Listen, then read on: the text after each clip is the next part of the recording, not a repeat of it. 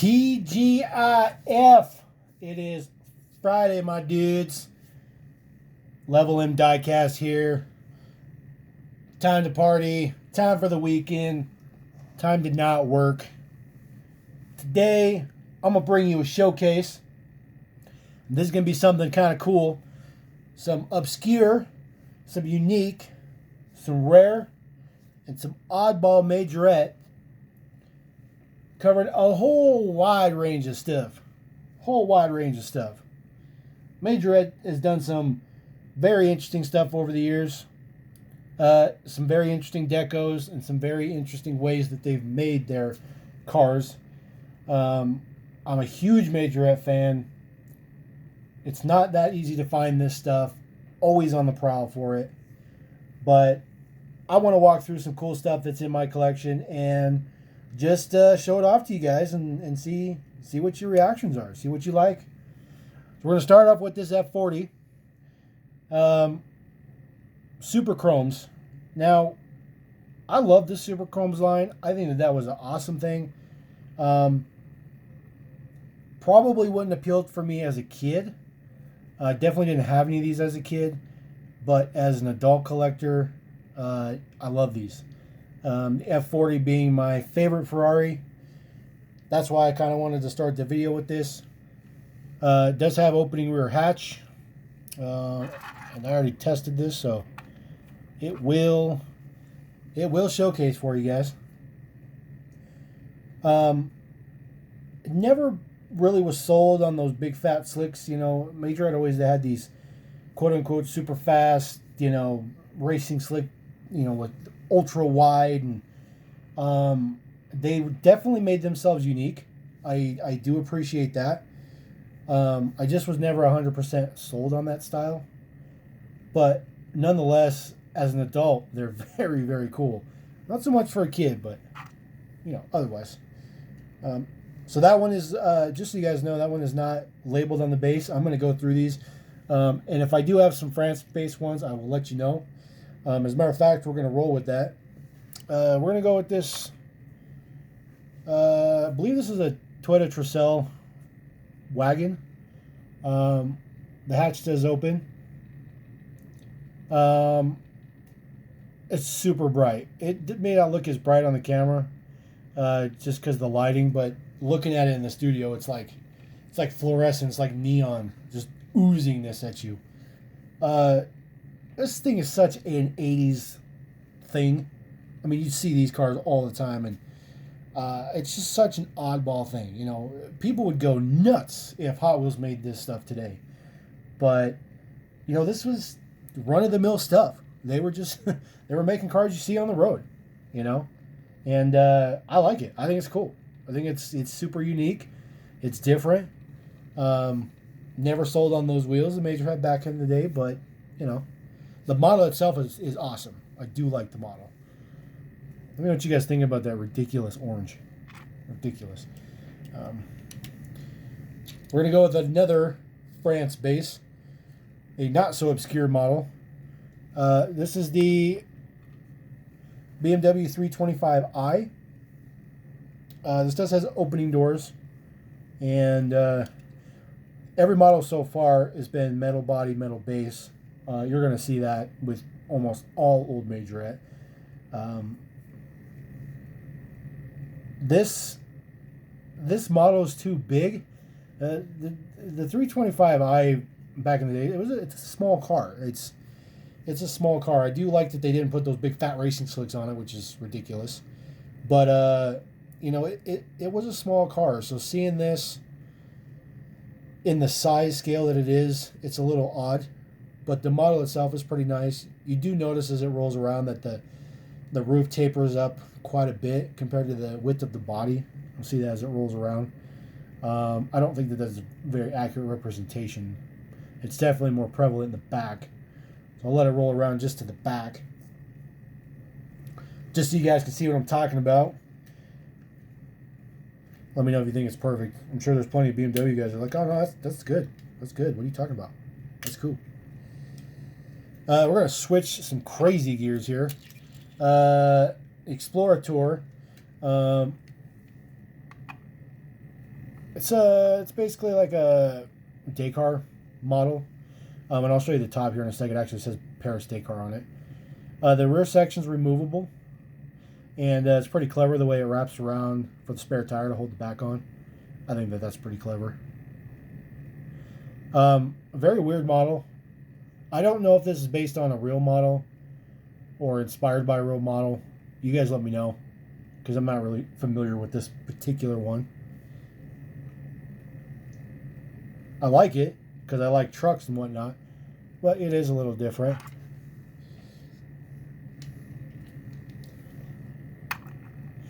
You know, they have all that great detail in the back. Got a couple people sitting there, just hanging out.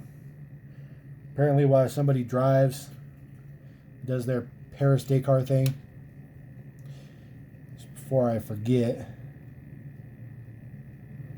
there's your Paris Dakar off-road. It's pretty plain without this. I mean, without the top, it's pretty boring. It's pretty boring. I'll admit it. Now, we're going to do something a little weird, and I really wish I knew the origin of the purpose of this. Novacar. You know, Novacar was, to be honest, I'm not even sure. These are plastic-bodied, metal base. There's still plenty of detail to it. I mean, they still have interiors, and, you know, it looks really good and whatnot. But I'm not really sure what the purpose of these cars are. I don't know if it was just maybe put them on a track, you know, more the weight's on the bottom. Some of the models that they had were like clear glitter colored, which is kind of weird. But, you know, they look good. They're very nice looking models. It's just they're very light.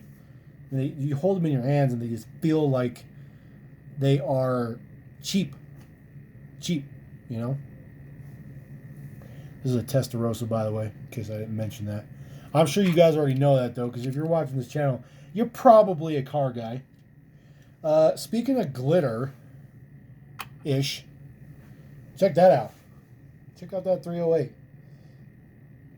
In pink. Now, you guys may be wondering, like, why is the hood up? Well, that's because the interiors were molded with a little hood stand that was intended to show off the moving feature in the package. After you purchased it, it was intended that you would break that off, and then the hood could close. Or you just leave it on there like I did, and then the hood stays open. All of my models that I bought new or sealed, or that they didn't break them off, I left them that way. I'm not really interested in breaking those pieces off. I like the displayability of that. But I think that's a cool feature. It's something that I've not seen from anybody else in any aspect, from any manufacturer. They always have plastic molded in there, and then they just slot the opening part in there. Even Majorette does that nowadays. That's exactly how they display their models currently. But I like the pink. If I remember correctly, this was in the series that came with this little handbag, and it was actually directed towards girls. This was the purpose of it.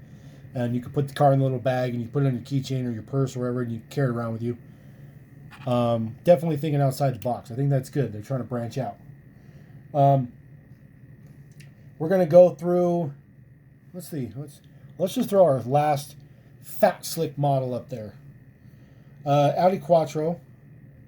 I believe this was called like the A200 maybe. Not familiar with old school Audis. I was watching Doug DeMiro's video about his RS or S2 R200 S200. I forget now. Anyways, his Audi wagon in light blue. He was talking about some old school Audis. I love the deco on this. The wheels are ridiculous. It definitely makes it look like it wants to be a lifted, hopped up kind of AMC style of crossover. But it's got opening doors and, of course, full suspension, all metal. I believe this one is a France base. That last Ferrari was also a France base. I like the integrated fog lights. They do look a little weird though, just because how they protrude under the hood. It almost looks like it has an exhaust in the front, but it's cool. It's cool. We're gonna go way back. This is one of my oldest models. This is a Peugeot 604, and I actually pulled this out of a quote unquote dump bin of loose cars, and it is good. It's fantastic. There's a teeny little chip on the A pillar for the driver's side, which interesting. This is a left-hand drive car. Other than that, it's good to go. It has a opening hood.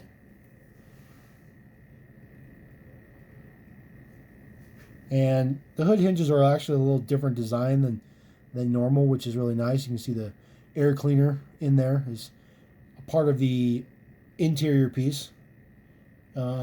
This car is, I believe it's like 7 different pieces, which you would never see a Hot Wheels or Matchbox cars built with that many pieces. Even moving parts cars, I don't even think are 7 pieces.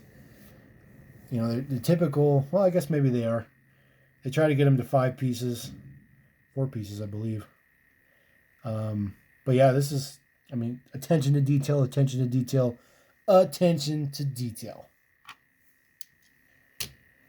We're going to do, let's go with another Peugeot since I got one sitting here. This is the 405 T16 rally car. Obviously, that last Peugeot was definitely a France base. No doubt about that. Now, what I like about this model is that the red interior actually goes over the rear of the car to have a roll cage in there, and then they have the engine detail in there, which is just a good. It's a good use of parts to get the detail in there. You know, Majorette has been doing the whole integrated pieces for headlights and taillights forever. Even on their current models, they do this. And it makes the model so much better, and it gives you so many more options for prints when you don't have to paint on headlights or taillights. Obviously, I think we can all agree it probably makes the assembly a little bit more difficult. But the dividends are huge. Some of the Hot Wheels models have been doing that now. We even have some Matchbox. I believe the S2000 is built like that, but the S2000 is built to be an opening parts model, so they already know they're going to be charging more for it. But regardless, whatever the reasoning is behind it, hopefully that is a trend to come into Hot Wheels and Matchbox.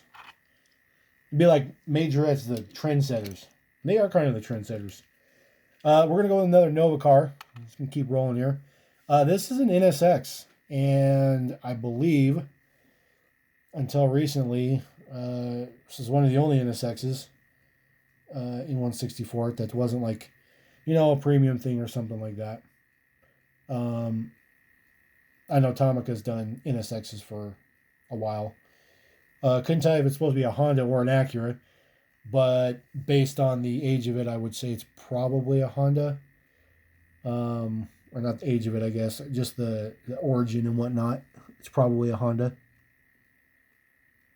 But it's good. I mean, it's plastic body, but it's appropriate. Looks nice. I know what you guys think. I know a lot of people are going to be like, "Oh, wow, an NSX, yeah, blah blah blah." That's the only one I got. Let's do another Honda item.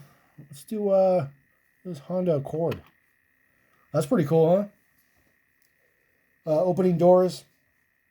Got the tow hitch on the back. The interior piece is molded so that you have the tail lights, and then the windows are molded so that you have the headlights. So very nice. So it's got amber windows, so that it has the amber headlights. A really cool model. You know, Honda Accord is definitely something that is not made, especially this generation. I believe this is mid 80s. Could be wrong. As I said before, I'm not a Honda fan, so you guys know I'm not going to be skilled in telling you about the history of Honda because frankly, I don't really worry about Honda, unfortunately. But they make toy cars. They allow them to be made, and that's what I get. Toy cars.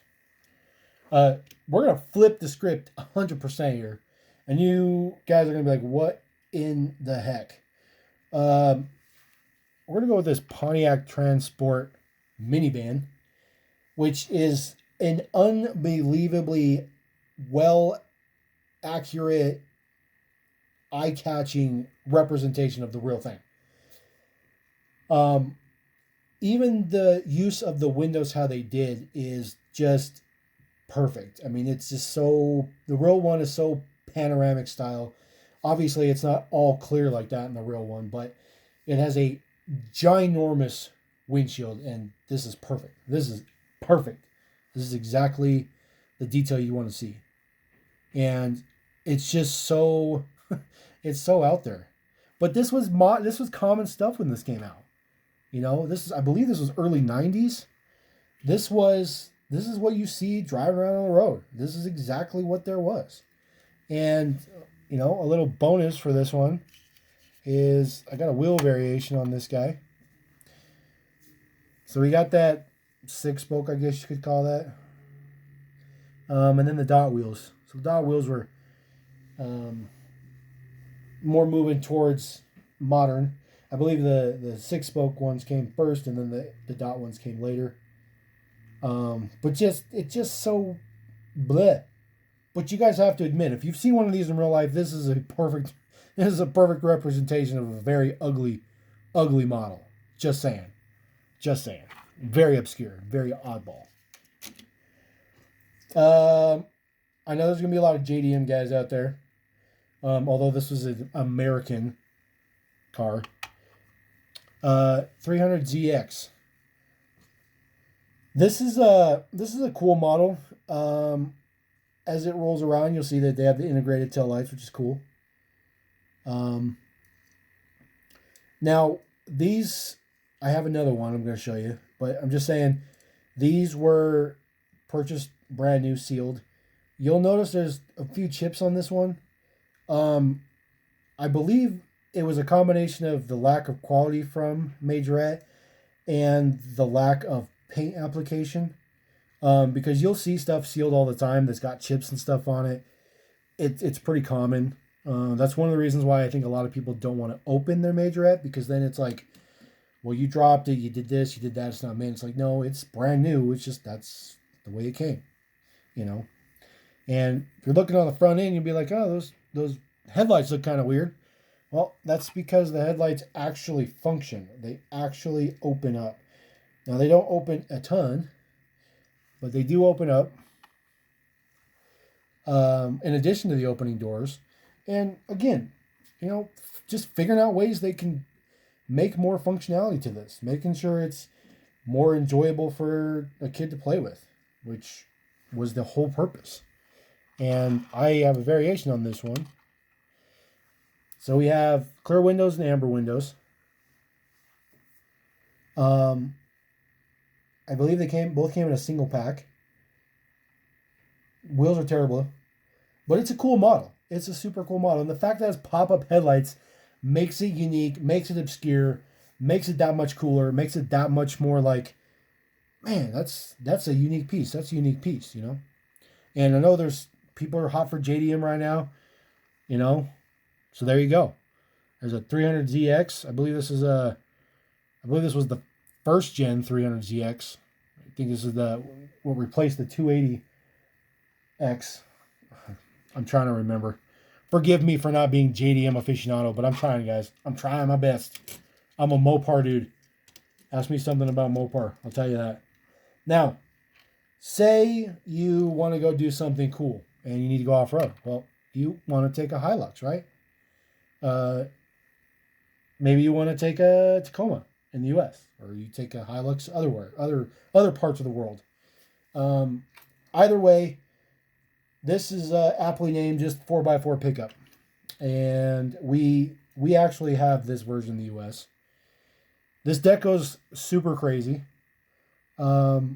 Western rodeo. It's kind of weird, right? It's just oddball. Hood opens. Very, very Japanese with the side mirror placements up on the fenders. It actually has a load of lumber in the tail in the bed, and it's molded into the model. It's a cool model. I like the Toyota pickup a lot. I like the molded Toyota in the tailgate there. Would have been cool if they had an opening tailgate, but they have an opening hood, so I can't complain. We still get one. But say you're thinking, you're like, you know what, Toyota's cool, this is cool, whatever. But I want to do a little bit more serious off-roading. I want to do little like rock crawling or something like that. Okay. Well, let's go get you a roll bar and a lift kit. So Majorette did a ton of this stuff in the 90s where they took all their models that they had already made and they made all of them just big old 4x4s. And that's cool. It was cool. That was super popular. Monster Jam was getting huge. Monster trucks were super popular. Everybody had a monster truck line. Even Majorette's rockers, they've had them from way back in the day. I believe they were called Super something, if I remember correctly. I might be butchering that, but I have a couple of them somewhere. If I ever do something about monster trucks, I will pull them out, let you guys know. But then what if you're like, hey, you know what? This is exactly what I want to do off road, but it's too loud. It's just too loud for me. You got to tone it down at least like one notch. It's like, okay, let's tone it down. Let's just take the whole deco off of it. Now you just get your neon yellow. Now you're not advertising something. You're not telling everybody, oh, this is exactly how we need to do, or this is where we're going, or this is who we are. These both came in 5-packs. And to be honest with you, I kind of feel like the Tampa was left off as simply just a cost reduction. This is not an error. This is an actual produced model. I think that they just simply wanted to save a little bit of money, so they just stopped Tampa printing it. I thought that was an interesting thing. When I go through my 600 series trucks with you guys, we will go over a little bit of Majorette's production in the 90s, and you guys will understand what was going on in their product line when we go through that, and I will explain a lot of things, and hopefully you guys can kind of get some understanding on how they did things that I've spent a lot of time trying to figure out myself. But that's just a cool selection I have for you guys. I wanted to be like, something different on a Friday, get your weekend going. Maybe you guys are going hunting, doing something else. I for sure am going to be hunting, and I actually have a toy show to go to on Sunday. So I will do my best to get as much content on the channel from that, so you guys can enjoy that as well, even if you're not here with me. But subscribe, come back again.